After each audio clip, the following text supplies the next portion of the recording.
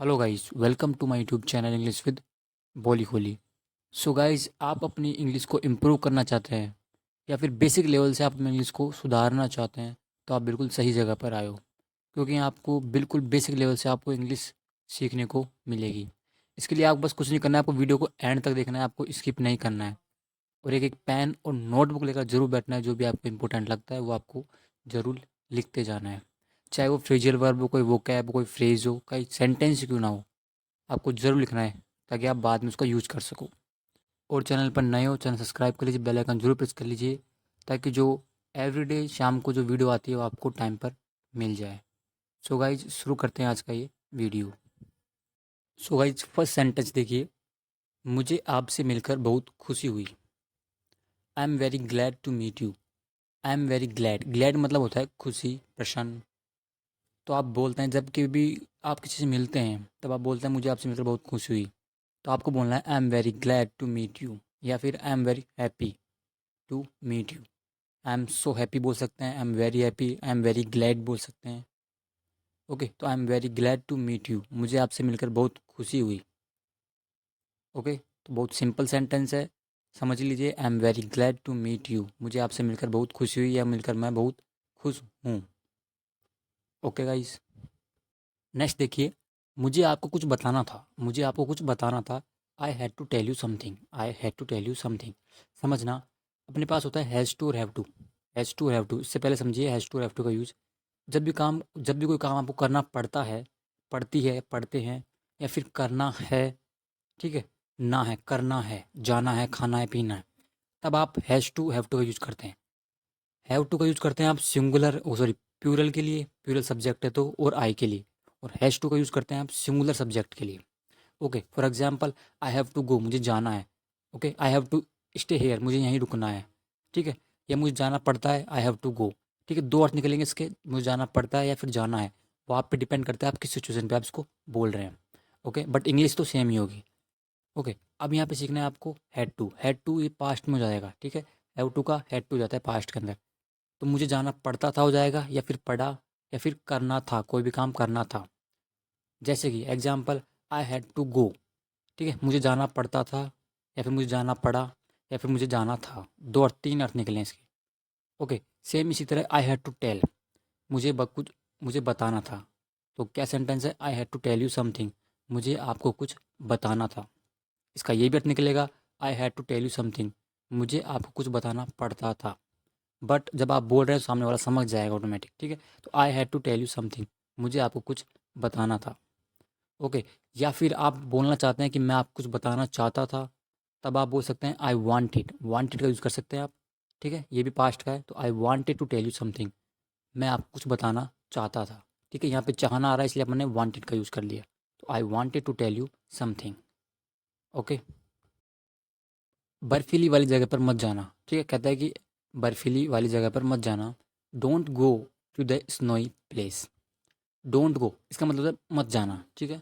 Don't go, अब कहाँ मत जाना, टू लगाना है उसके बाद में, ठीक है। To the snowy place, snowy मतलब होता है बर्फ़ वाली या बर्फीली। ओके, स्नोई मतलब बर्फ़ वाली या बर्फीली जहाँ बहुत सारी बर्फ़ है। प्लेस मतलब जगह। ओके, तो कहने का मतलब है बर्फ़ वाली जगह पर मत जाना या बर्फीली जगह पर मत जाना। Don't go to the snowy place, don't go to the snowy place. Okay, simple सा सेंटेंस है। आप सुंदर हो और हॉट हो, you are beautiful and hot, you are beautiful and hot, ठीक, ब्यूटीफुल मतलब सुंदर, प्रेटी बोल सकते हैं, लवली, हॉट हो गया, तो you are beautiful and hot. ठीक, किसी की भी तारीफ़ की है, किसी के बारे में कुछ बताना है तो यू आर, जैसे कि for example you are a doctor, you are a teacher, you are good. Okay, you are beautiful. Okay, तो you are beautiful and hot. Next के सेंटेंस है कि यदि आप वहाँ जाएंगी तो सारी बर्फ़ पिघल जाएगी, because you are hot, because आप हॉट हैं। तो यदि आप वहाँ जाएंगी तो सारी बर्फ़ पिघल जाएगी। If you go there all the ice will melt. अब देखिए, कंडीशनल सेंटेंस है, कंडीशनल सेंटेंस में क्या होता है, कंडीशन होती है। ठीक है, यदि आप ऐसा करते हैं तो ऐसा हो जाएगा, ऐसा करते हैं तो ऐसा होता है, ऐसा किया होता तो ऐसा हो जाता। ठीक है, ये तीन चार टाइप के होते हैं। ठीक है, अब ये वाला समझिए आप, if you go there all the ice will melt. If मतलब होता है यदि, यू गो देयर यदि आप वहाँ जाती है, यदि आप वहाँ जाती है तो, ठीक है, तो के लिए आप देन का यूज़ कर सकते हैं या भी नहीं भी कर सकते, कोई दिक्कत नहीं है। ऑल द आइस मतलब जो सारी बर्फ़ है, विल मेल्ट, मेल्ट मतलब पिघलना, और विल का यूज़ करते हैं अपन फ्यूचर के लिए, तो all the ice will melt, सारी बर्फ़ पिघल जाएगी। ओके, अभी आपको समझना है कि यहाँ पे all the ice will melt if you go there, इस तरह भी आप बोल सकते हैं। ठीक है, तो इफ़ यू गो देयर को आप बाद में भी लगा सकते हैं, पहले भी लगा सकते हैं, कोई फर्क नहीं पड़ता सेंटेंस पे। ओके, तो if you go there all the ice will melt, यदि आप वहाँ जाएंगी या जाती है तो। ठीक है, आप दोनों फ्यूचर बोल सकते हैं हिंदी के अंदर। ठीक है, बट इंग्लिश में आप एक फ्यूचर रखेंगे, मतलब पहला सेंटेंस होगा जो प्रेजेंट इंडेफिनेट का होगा, इफ़ यू गो देयर, यदि आप इफ वाला होगा तो प्रेजेंट इंडेफिनेट का होगा। ओके, ऐसे नहीं बोलेंगे if you will go there, नहीं, इफ़ यू गो देयर होगा क्योंकि प्रेजेंट में होगा, सेकंड होगा वो फ्यूचर में होगा, तो if you go there all the ice will melt. एक और एग्जाम्पल समझ लीजिए, क्लियर हो जाएगा। यदि वो यहाँ आएगा तो मैं उससे बात नहीं करूँगा। ओके, सिंपल सा है, तो आप बोलेंगे इफ़ ही कम्स हेयर, पहला प्रेजेंट में बनाना है। Okay, if he comes here I will not talk to him, मैं उससे बात नहीं करूँगा। ओके, तो सेम वही है, इफ़ यू गो देयर, यदि तुम वहाँ जाती हो या जाओगे, all the ice will melt. मैं भी बर्फ़ वाली जगह पर नहीं जाता, I also don't go to the place with snow. देखिए, आई ऑल्सो डोंट गो मतलब मैं भी नहीं जाता, I also don't go to the place with snow मतलब बर्फ़ वाली जगह। ठीक है, या आप स्नोई प्लेस बोल सकते हैं, या फिर प्लेस विद स्नो भी बोल सकते हैं। ओके, तो आई also don't go, for example I don't play, मैं नहीं खेलता। ठीक है, कोई भी काम नहीं करते हैं आप, वो प्रेजेंट इंडेफिनिट में आता है, कोई भी काम नहीं करते हैं। For example I don't know, मैं नहीं जानता। ओके, आई डोंट ईट, मैं नहीं खाता हूँ, आई डोंट ईट, मैं नहीं खाता। आई डोंट टेक, मैं नहीं लेता। आई डोंट गो, मैं नहीं जाता to the to the place with snow, बर्फ वाली जगह पर। ओके, नेक्स्ट बढ़ते हैं। आपके बारे में एक अफवाह है। ठीक है, अफवाह जानते हैं आप, रूमर, इसको बोलते हैं, इसमें रूमर, अफवाह, कोई के बारे में अफवाह उड़ रही है। ठीक है, उसको आप बोलते हैं रूमर। तो आपके बारे में एक अफवाह है, तो there is a rumour about you, there is a rumour about you. देखिए, ये इनवर्जन सेंटेंस है, देयर से बनाता है आप सेंटेंस। इसमें क्या होता है, जो हेल्पिंग वर्ब होती है उसके बाद में सब्जेक्ट होता है। यहाँ पे क्या है, ए रूमर मतलब एक अफवाह है। ठीक है, और यहाँ पे हेल्पिंग वर्ब क्या है, इज। ठीक है, तो इज के बाद में सब्जेक्ट है, तो there is a rumour about you, आपके बारे में एक अफवाह है। एक दो एग्जाम्पल समझना चाहिए, देर इज ए सेइंग, एक कहावत है। देर इज ए कार, एक कार है। ठीक है, एक आदमी है, there is a man. Okay, एक गाड़ी थी, देर वॉज ए कार। ठीक है, एक आदमी था, there was a man. Okay, बहुत सारे लोग थे, there were many people. Okay, तो इसमें क्या होता है, इन्वर्जन देयर सेंटेंस आप बनाते हैं। तो आपके बारे में एक अफवाह है, there is a rumour about you, कि आप हमेशा टॉपर रही हैं। That you have always been a topper, topper मतलब क्लास में सबसे आगे, सीट्स पर। तो दैट, की, there is a rumour about you that you have always been a topper. अब देखना, दैट मतलब कि, you have been a topper, इसका अर्थ होता है, हैव बीन का अर्थ होता है रही हैं, यहाँ पर रही हैं। जैसे कई बार आप बोलते हैं कि यार मैं रहा हूँ, ठीक है, मैं एक टीचर रहा हूँ, तो आप बोलेंगे I have been a teacher, मैं एक डॉक्टर रहा हूँ, I have been a doctor. Okay, मैं इस स्कूल में टीचर रहा हूँ, I have been a teacher in this school. Okay, तो इसी तरह ही सेंटेंस है कि आप टॉपर रही हैं आप पहले, तो यू हैव ऑलवेज, ऑलवेज मतलब हमेशा, तो you have always been a topper, आप एक हमेशा टॉपर रही हैं, सीट्स पर रही हैं। ओके गाइस, लेकिन बाकी सारे लड़कों का ध्यान आप पर रहता था। But all the other boys, all the other boys मतलब बाकी सारे लड़के, ऑल द अदर बॉयज़ अन्य लड़के सारे, use to focus on you. Use to, देखिए अब यूज टू का यूज आप पिछली वीडियो में भी शायद होगा, या उसके पिछले वाले वीडियो में होगा, आप जाकर देख सकते हैं। इसमें मैं आपको बताऊंगा, यूज टू का मतलब होता है कोई भी एक्शन आप पास्ट में किया करते थे। ओके, फॉर एग्जाम्पल, ठीक है, मैं मंदिर जाया करता था, I used to go to temple. Okay, I used to go to gym, मैं जिम जाया करता था या जाता था। तो पास्ट की एक्शन में आप यूज टू का यूज़ करते हैं। तो ये क्या है, तो but all the other boys, जो बाकी लड़के हैं, सारे लड़के हैं, यूज टू फोकस, फोकस मतलब ध्यान रखना, ध्यान देना, तो use to focus on you, जो आप पर ध्यान देते थे या आप पर ध्यान रहता था। ओके, तो यूज टू का मतलब होता है कोई भी काम किया करते थे या करते थे। ओके, तो ये होता है। तो but all the other boy use to focus on you, तो बाकी सारे लड़कों का ध्यान आप पर रहता था या आप पर ध्यान देते थे। ओके, इसलिए आप टॉप कर गई और वे पीछे रह गए। That's why you topped and they fail behind. समझना, दैट्स वाई मतलब इसलिए, यू टॉप्ड मतलब आप टॉप कर गई या आप शीर्ष पर रहीं, एंड वे पीछे रह गए। वे कौन? All the other boys. They fail behind, देखिए फॉल बिहाइंड एक फ्रेज है, इसका मतलब होता है पीछे रह जाना। ओके, पीछे छूट जाना। तो सेकंड फॉर्म हो जाएगी फेल। ओके, तो दे फेल बिहाइंड, वे पीछे रह गए या पीछे छूट गए।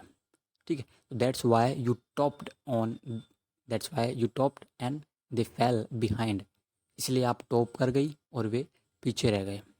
तो सेंटेंस था but all the other boys use to focus on you, लेकिन जो सारे बाकी लड़के थे वो आप पर फोकस करते थे, इसलिए आप टॉप कर गई और पीछे रह गए। That's why you topped and they fail behind. Okay, क्या यह सच है? Is it true? Is it true interrogative है। ठीक है, हाँ ये सच है। Yes it is true. ठीक है, अफर्मेटिव में आ जाएगा इट इज़ ट्रू। ओके, यह सच नहीं है। No it is not true. It is not true. Okay, true मतलब होता है सच। Got it? नहीं, मैं सभी लड़कों को पढ़ाया करती थी। Okay, no I use to teach all the boys. देखिए यूज़ टू का यूज़ आ चुका है। ठीक है, फिर मैं बताऊँगा इसमें आई यूज़ टू। ठीक है, आई यूज़ टू टीच मतलब मैं पढ़ाया करती थी या पढ़ाती थी। ऑल द बॉयज़ मतलब सभी लड़कों को। ओके, तो यूज़ टू का यूज़ आपको क्लियर हो गया होगा, आप फिर भी लिख लीजिए। ठीक है, तो I use to teach all the boys, मैं सब लड़कों को पढ़ाया करती थी। क्या आप अभी भी पढ़ा सकती हैं या नहीं? कैन यू स्टिल टीच और नॉट? अब देखिए, can you still teach, teach मतलब होता है पढ़ाना। तो कैन यू स्टिल, स्टिल मतलब अभी भी, तो कैन यू स्टिल टीच, क्या आप अभी पढ़ा सकती हैं? अब यहाँ पर समझना है आपको, मॉडल्स का सेंटेंस है और इंट्रोगेटिव है। ओके, कैन यू गो, क्या तुम जा सकते हो? कैन यू कम, क्या तुम आ सकते हो? कैन यू टीच, क्या तुम पढ़ा सकते हो? कैन यू जंप, क्या तुम कूद सकते हो? कैन यू रन, क्या तुम दौड़ सकते हो? ओके, इतने सारे एग्जाम्पल दे दिए, क्या तुम कोई भी काम कर सकते हो? ओके, तो कैन यू टीच, क्या तुम पढ़ा सकते हो? ओके, स्टिल के लिए, स्टिल है तो यहाँ पे अभी भी, अभी के लिए अपन, अभी भी के लिए अपन स्टिल का यूज किया। तो कैन यू स्टिल टीच, क्या तुम अभी भी पढ़ा सकती हो? और नोट, और मतलब होता है या, नोट मतलब नहीं। ओके, तो क्या आप अभी भी पढ़ा सकती हो या नहीं? कैन यू स्टिल टीच और नॉट? ओके, मैं बहुत सख्त टीचर हूँ। आई am very strict teacher. Strict मतलब सख्त, कठोर। ओके, तो आई एम वेरी मतलब बहुत हो गया, तो I am very strict teacher, मैं बहुत सख्त टीचर हूँ, शिक्षक हूँ। ओके, तो I am very strict teacher. Kapil क्या बोलता है कि मुझे सख्त लड़की पसंद है। I like strict girl. I like strict girl. ठीक है, आई लाइक मतलब मुझे पसंद है, पसंद करता हूँ। स्ट्रिक्ट मतलब सख्त हो गया, गर्ल मतलब लड़की। तो आई लाइक स्ट्रिक्ट गर्ल, मुझे सख्त लड़की पसंद है। ओके, अब देखिए वही सेंटेंस आया है, बट यहाँ पे क्या है, there is one more rumour, एक और अफवाह है। वन मोर मतलब होता है एक और। ओके, तो एक और अफवाह है, there is one more rumour. ठीक है, ऐसे बोल सकते हैं अबाउट यू, तो आपके बारे में, there is one more rumour about you, आपके बारे में एक और अफवाह है। ओके, देखिए आप गुजरात से हैं और ये एक ड्राई स्टेट है। You are from Gujarat. You are from Gujarat. देखिए, whenever you have to ask where are you from, जब कभी आपको पूछना हो कि आप कहाँ से हैं, आप सामने वाले से पूछते हैं, तो आप इंग्लिश में पूछ सकते हैं वेयर आर यू फ्रॉम, आप कहाँ से हो। ठीक है, वो उत्तर देगा आई एम फ्रॉम, जगह का नाम, I am from Nepal, I am from Gujarat. Okay, I am from Pune, I am from Jaipur, I am from Delhi. Okay, जो भी प्लेस है। ओके, तो यू आर फ्रॉम गुजरात, आप गुजरात से हैं। It's a dry state. Dry state, देखिए ड्राई स्टेट उसको बोलते हैं जहाँ पे अल्कोहल कम्प्लीटली बैन होती है। ओके, तो ड्राई, उसको ड्राई स्टेट बोलते हैं। ठीक है, so Gujarat is one of them, Gujarat भी उनमें से एक है। ओके, और एक क्वेश्चन आप मुझे कमेंट बॉक्स में बताना कि गुजरात के अलावा और कौन से राज्य हैं जो ड्राई स्टेट में शामिल है। ओके, इसलिए आप अधिकतर स्विमिंग पूल में पाई जाती हैं। सो मोस्टली, इसलिए मतलब हो गया सो, मोस्टली मतलब अधिकतर, या फिर आप बोल सकते हैं ज़्यादातर। You are found, you are found मतलब आप पाई जाती हैं इन स्विमिंग पूल, इसलिए आप अधिकतर स्विमिंग पूल में पाई जाती हैं, या फिर इसलिए अधिकतर आप स्विमिंग पूल में देखी जाती हैं। यू आर सीन बोल सकते हैं। ठीक है, थर्ड फॉर्म लगाना है आपको। ओके, तो ये पैसिव वॉइस का सेंटेंस है।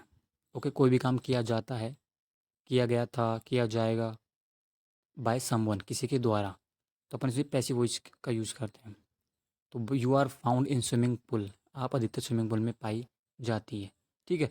पहचान होती है कि कोई भी काम किया जाता है, किया गया था, किया जाएगा, किया जा रहा है, ओके, किया जा चुका है। ये पैसिव वॉइस सेंटेंस की पहचान होती है। ओके। सो गाइज, आज के वीडियो में सेंटेंस थे एंड आई होप आपको वीडियो सेंटेंसेस यूज़फुल लगे होंगे। और फिर भी कोई डाउट रहता है कमेंट बॉक्स में आप पूछ सकते हैं। और हाँ, एक वो जनरल क्वेश्चन का क्वेश्चन था ड्राई स्टेट का, उसका आंसर आपको कमेंट बॉक्स में बताना है। ओके। और वीडियो को ज़रूर शेयर करिए, like and thanks for watching.